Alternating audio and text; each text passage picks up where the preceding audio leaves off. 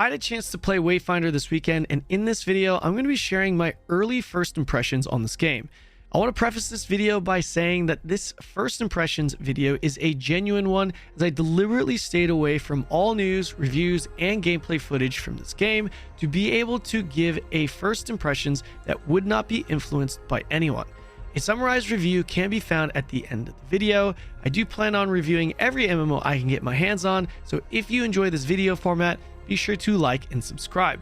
I'm also streaming on Twitch almost every day covering MMOs, so be sure to join me there and have a chance to talk to me live. Let's begin. We're finally going to get to play Wingrave, the most sturdy of the Wayfinders, able to support and heal his team while smiting foes in melee combat. Melee tank slash healer. Interesting. Silo uses gadgets and bombs to slow, ignite, or taunt enemies, overcoming his foes with tactics and style. Able to combo his bombs for additional effect. His abilities allow him to stay effective even at range. Okay. Nis, elusive, a master of shadows, manipulating gloom to destroy her foes while darting around the battlefield. I'm assuming this is gender locked. I would assume this guy is the most important class in the game if this has any PvE focus.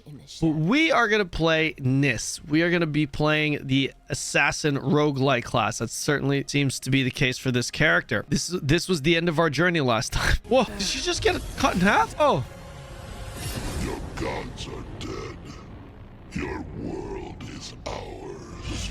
okay. Shit, cool cutscene. Omen, can you hear me? Low on health, recover using okay. All right, immediately out the gate, controls feel pretty decent. Wow, tell me if you guys get a huge drop in FPS, okay?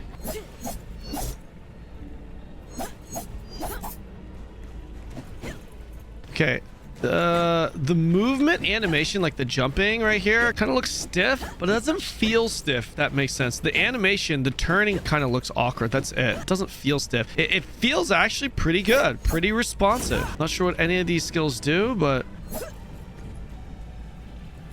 okay, little emote wheel there. F1. Okay, all right.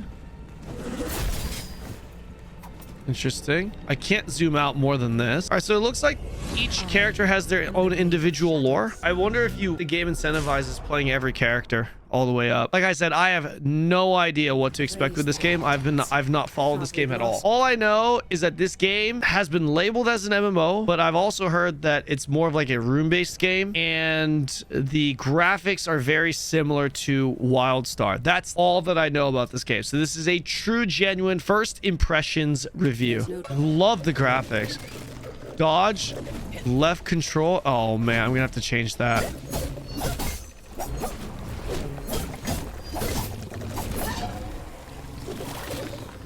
Parry just at the right time. Okay. Oh, that's really cool. That's pretty solid. That felt good too. I mean, that mechanic is in a lot of games these days, right? But that one actually felt pretty good. I wonder how long that window is. Double jump? Oh, okay. That feels pretty good. Flourish. Build flourish points. Every fourth consecutive melee attack, use a heavy attack to spend all the flourish points. Performing increasingly powerful attacks and filling the blade dance meter more with each point spent. Okay. Okay, now there it is. Build and spend, pretty easy. Man, I'll tell you what, playing this on 21:9 though, those things are way out my peripherals. When the blade dance meter is full, use your weapon ability Q to spin and throw daggers in a large radius. Okay, cool. Every Wayfinder has 3 basic abilities, each with their own cooldowns and mechanics. 1, 2, 3. Okay, whoa, that was pretty cool. I don't know what I just did there. Okay, that's an AoE. What killed that? Looks like I applied some kind of dot. What the hell? I teleported backwards, but it hit the dude in front. How does that skill work? Dash in a line, dealing damage along the way. After a short delay, a gloom clone will dash from your initial position to you, dealing damage to enemies it passes through. Okay. Damn, that looks badass. I like the art style right now. That skill is so cool. Ow! Motherfucker! What is this? What did I do? Why am I going... What the heck just happened? Oh, I can... Why can I just do that over and over again? How many charges of that shit do I have? God damn, man. Travel beyond. Bro, this skill is so cool. I think I'm just good at the game, and that's why I was able to use it so much. Maybe that's why. Character selection is permanent from this point. New characters will need to be summoned. Definitely want to play her, but what happens if I hit no? Does it take me back to the tutorial? Do not go back. You must select yes or DC. That's a great feature. Yeah, we're gonna stick with... I don't want to wait in the Q-Finder prologue again. Just from that tutorial, W. Graphics look great. Tutorial was very straightforward, introducing the basics of the game. And I don't know, the class that I selected, super fun. And the combat didn't feel clunky at all. Again, early level. I'm curious as to how much faster the combat's going to feel, because generally speaking, most games, the speed picks up, combat picks up, especially with action combat towards the end game. And that did not feel very slow. Woo, look at this world. Oh my god, wait, what is this? Is this a lobby or is this an open world? Wow, this looks amazing, dude. This looks... wow. All right. Talk to Omen. I don't know, but I'm drawn to this thing. What is this? The map viewer is where you can track your location and fast travel. Okay, that's cool. Okay, I'm assuming that's where I need to go, or that's where I am. I'm assuming that's where I need to go. There's that. Yeah, there's the yellow dot. Hold on, I want to kind of look around here first before we go through that objective. Okay, I see that these are definitely people. This guy kind of looks badass. This guy looks really badass, actually. What the hell? Is this what characters at the low end look like? Dude, if low-level characters look like that, bro, that looks pretty badass too, man. How do I actually pull out my cursor? Can I? Can I, like, communicate? What is this? Oh, why is that? Why does it look like this? This looks terrible right here. I don't know why it's doing that. Okay, we're gonna browse through the menus later. Oh, no! Oh, he's got... Hey! Oh, he stopped. Oh, hey! Come back here. Who's this guy? Brunderberg? It looks stretched. I know, it's so scuffed. Maybe that's a 21:9 thing. All right, I don't think, unless I can... wait a second. Can I interact with people doing this? And it doesn't look like I can interact with people there. I'm sure there's a way to pull out a menu to interact with them. I'm sure there's gotta be, right? Yeah, I just don't know what it is. Not yet. It's coming later. Okay, let's take a look at the menu. Okay, so I guess you can equip characters here. So I am not this character. Like, me as a player, I'm not this person. I can just freely change out my hero at will, I'm assuming. I'm wondering if they have their own level, or if it's like an account-wide level that where if I level up Nis, I level up all the other characters too. I'm assuming they're all separate. Slicer and dicer equipped. These are my weapons. No, I don't want to unequip that. All right, this is showing my power rating thing. Okay, simple enough. No accessories. Health flask. Okay, that seems to be locked. Manage artifacts. Nothing there. Customize the style. Gloom dagger shard. Okay, these are just the skins. Okay, this is pretty cool. Pretty simple. I think they need to fix the textures and the resolution for 21:9 enjoyers like me, though, because this looks a little stretched. Let's go with the style. We saw the style. Okay, let's go with the inventory, imbuements, key items. I'm feeling a little mouse lag going through these menus. Quests here. Quest menu where you can track your ongoing stories and quests. Okay. Resonance, memory fragment. Simple enough. Discoveries. All right. Pretty simple. Here's the map. Reward tower. What in the heck is this? Room is unavailable until connecting rooms have been unlocked. No idea what this is. Looks like a little mini game though. Unlock room. It's just the battle pass. Battle pass, you can create your own path. Interesting. Okay. Weapon skin. Ascendance.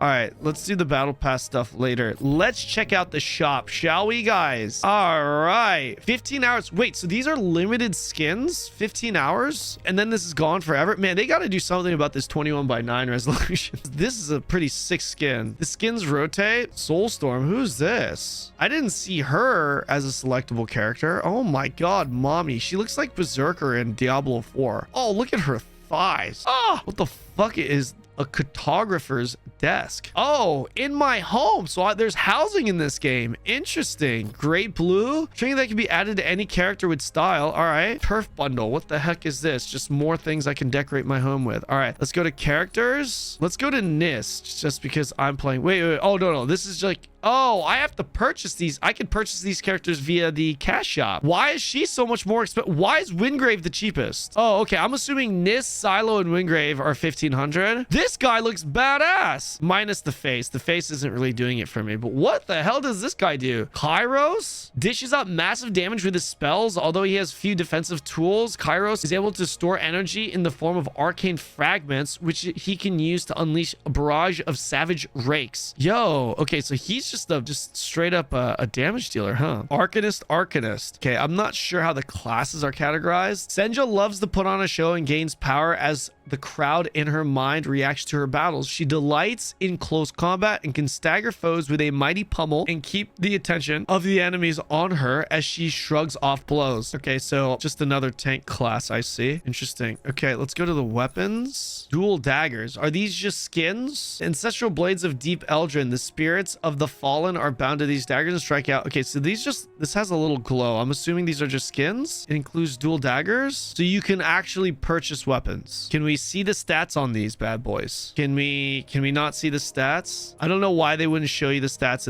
in the shop. That makes no sense to me. Immediate red flag here. I don't like games that sell you weapons. Now, maybe these are just base level items and because we don't understand the crafting system yet. These could be the equivalent of just fucking mats that you can farm in the game pretty easily, maybe.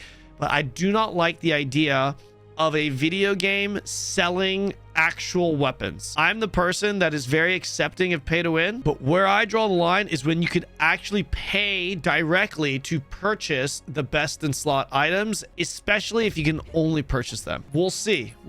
Once we understand how gearing works and the crafting, we'll have a better idea on whether that system is complete garbage or not. Okay, it looks like I've got 1,000 with the pre-order that I got, and it looks like 1,000 is the equivalent to $10. Okay, pretty simple. You just take away 2 zeros and that's the dollar value. All right, I think we're ready to go. I think we are ready to go. Why does my sensitivity all of a sudden feel so low? I'm not sure. My sensitivity feels really low all of a sudden. I'm not sure why. Controls. I hate it when they like separate the sensitivity here. Let's just keep it default for now. It's like the main story campaign quest is represented by a yellow dot that you can track. Simple enough. Sprint in town. I can't. What is this Naruto run? Why are her fingers pointed like that? What is that? Why is she doing that? What is this? Music is actually pretty good too. Into the unknown. Here we go, boys. I think we get to finally play the game. Enter the ruins through the Gloom Gate. What the hell is the Gloom Gate? Here we go. Okay, one thing that I just noticed is my sensitivity going through the Gloom Gate is way higher. That's why I was a little bit thrown off because my sensitivity felt low. Now it's super high. Not sure how that works. What is this? Wait, can I not check my map? I can't. What is the point in this? I'm confused. Is this a teleport? This has to be a teleport. Uh-oh. What did I just do? Did I leave? Okay, it's just a teleport, I guess, since it's the only one I've unlocked, I guess. Kill enemies, complete events, and explore the area to gather arc light and receive more rewards when you complete the expedition. I'm trying to read this. Why wouldn't they add this like before the mob started attacking me? I didn't even... Oh, do I take damage by standing here? Oh, shit. Okay, I think those are the arc lights. What is that? Silver Spectra.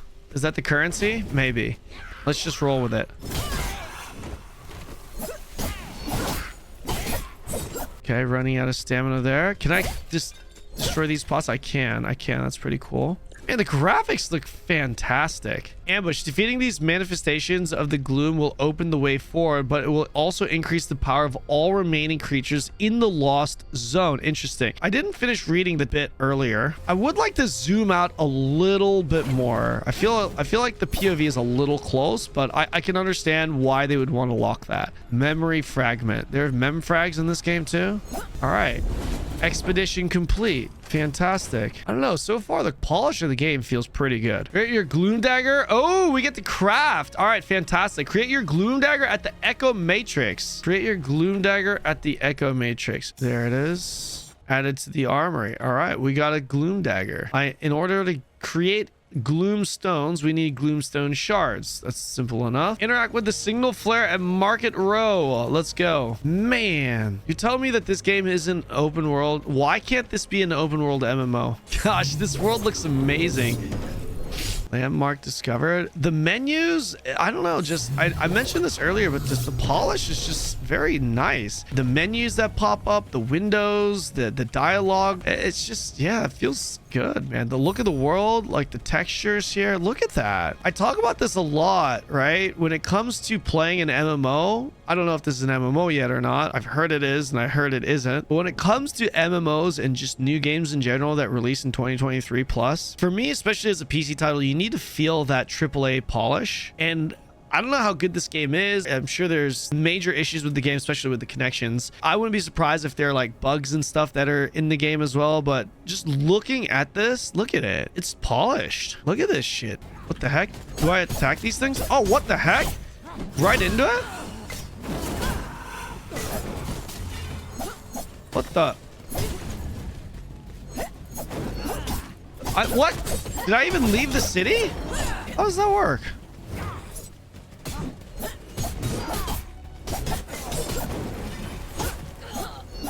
Dude, I cannot imagine how much faster this game, the combat's gonna be at end game, because this is pretty quick. Because usually when you go from a safe zone to an area where you can kill mobs, there's some kind of indicator. It's pretty seamless. I don't see any loading or anything.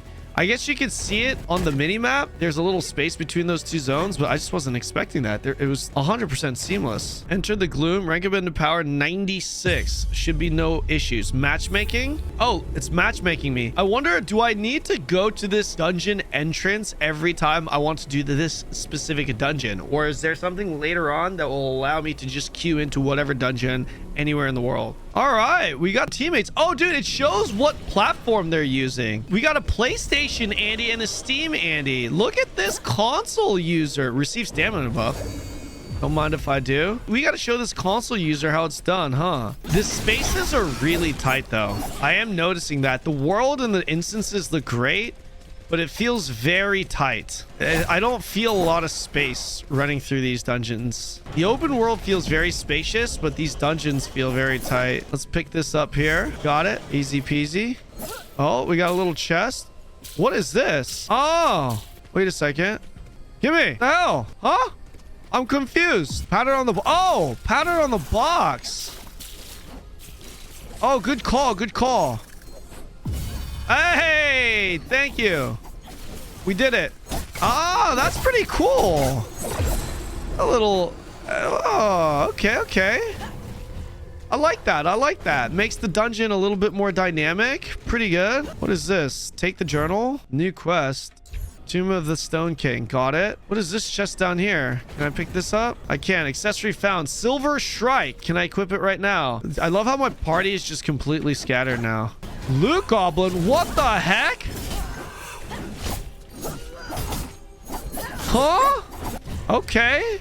I don't know what we got, but we got something. Gem of something. I don't know. This is a pretty solid beginner dungeon. Not gonna lie. Man.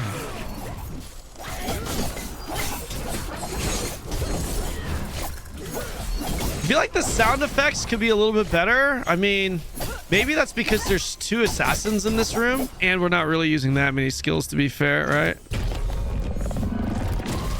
Whew. Man, the effects though. Is that it? Are we done? I think we're done. Huh. Okay. I think that was a good, solid beginner dungeon, to be honest. Not overly complicated. The game clearly is introducing, hey, in our dungeons, there are going to be puzzles and loot goblins and treasure chests that you could go around and explore and unlock. It's not overly difficult. I would have liked to have seen maybe like an actual boss at the end of it, but hey, at the end of the day, it's the first dungeon in the game. I actually had fun doing it. I got full charges on my little dash. Very nice. Very good. Good.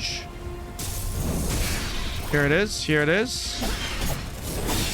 Ow! We're gonna hit Q here.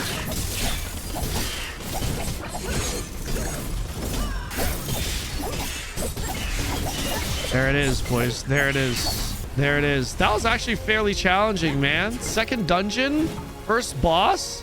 Usually this shit is just the face roll at this stage of the game. We got a trickster key, whatever that is. Whoa. Okay, so this is introducing us to the housing. All right. Where's my house? Enter your apartment in the Great Hall. I wish it would show me the actual quest icon here. I don't know where I'm actually going. I don't even know where I am. Is this me? Yeah, this is me. Enter your apartment in the Great Hall. You guys see where the Great Hall is? I'm tracking it, but it's not showing on the map where I'm supposed to go. You see what I'm saying? Like, how am I supposed to know where I'm supposed to go for this specific quest? Enter your apartment in the Great Hall. You know what I mean? Like, I feel like it would just be easier if there was a yellow spot here and a yellow spot here. I hover my mouse over it and it shows somewhere to call home. It shows here expedition. Quest complete. Somewhere to call home. Ruby has a small apartment ready for you in the Great Hall. It's not much, but it can be furnished with additional decor that can be found or purchased from Ruby. Wow. What do you mean this is it? Bro, this is nice as a hell. Bro, look at this view. How much does this place fucking cost? Holy shit. This is 10 times better than the shit that I live in. God damn. This is a nice ass apartment. Where should we put our bed, chat? I don't know if I want to be in that corner there. Do we put it in the middle here, chat? What do you guys think? Middle? I feel like, nah. I feel like we put it over here. Yeah, I think we just put it here. Okay, so I can rotate this. All right, so it doesn't look like I can turn it a little bit. It looks like it's just the four directions here. What if I did the most ridiculous placement ever? Would it trigger you guys? I mean, look, can I sit on this thing? This is a great view if I can. If I can sit on this chair and look at this shelf here. And you guys like my strategic rug placement here? Pretty cool feature. And that pretty much wraps up my first impressions gameplay. Here's my overall early impressions review. Wayfinder seems to be a cross between an MMORPG and ARPG, leaning more towards MMORPG. While many MMOs these days separate players into shards or channels, it's impossible to say Wayfinder is a massively multiplayer game due to the maximum amount of players per shard, which is less than 10. I think 8 to be exact. I'd label this as an MMORPG. Being a fan of the Wildstar-like graphics, I thought the graphics for Wayfinder was great. From character models to the world, the look of the game was certainly up to par for a 2023 title. I also thought the movement and combat was nice and smooth. Pacing out the gate was relatively fast despite being lower level, and movement in general didn't feel very clunky. I could see the combat potentially being a bit simple, lacking complexities at the endgame, but in the early game, it was pretty dynamic and fun. With zero information coming to the game, I was pleasantly surprised at the open world. Be it a segmented one, the world felt immersive enough, but not to the point where it felt living, if that makes sense. I felt it was somewhere between an open world MMO and an ARPG. Despite having an open world and even bosses that you can kill with other players in the open world, it's clear that the game's main content is instanced. Dungeons in the early game were actually pretty well designed with various objectives and puzzles. You could also add affixes or mechanics to the dungeons, much like Nightmare Sigils in Diablo 4. I've seen this game being compared to ARPGs. What ARPGs don't have though is housing. Not sure how deep the housing can get, but I think any game that implements this feature is definitely a positive in my book. Sure, there are a lot of server issues out the gate, and I'm sure we're going to see bugs, but that aside, the polish on this game is pretty clean. The look of the world, UI, menus, dialogue, all these things just look pretty polished and gives you that non-budget feel. Even the music was pretty good. I actually prefer to keep the game BGM on. It was a bit too early to call the game out on its monetization practice. However, it was possible to buy actual weapons in the cash shop. I have no idea how powerful the cash shop weapons are in relation to endgame gear, but it's always a red flag for me when it comes to gear being sold. Costumes seem to also be on a timer and would force you to wait to see another option, similar to FPS games. Oh, and of course, there was a battle pass-like system. The server stability is hands down the biggest issue for everyone. I tend to give a pass to a lot of companies that have a scuffed launch for their brand new game though, but I will admit that this one was pretty bad. Outside of the server issues, the quest tracking was definitely not a great experience with Wayfinder in the early game. Tracking multiple quests became problematic because most would not show up on the map, and if they did, it wouldn't show you which quest icon was for which quest. And that pretty much sums everything up. If you guys enjoyed the video, be sure to like and subscribe, and let me know what game you'd like me to cover next in the comment section below.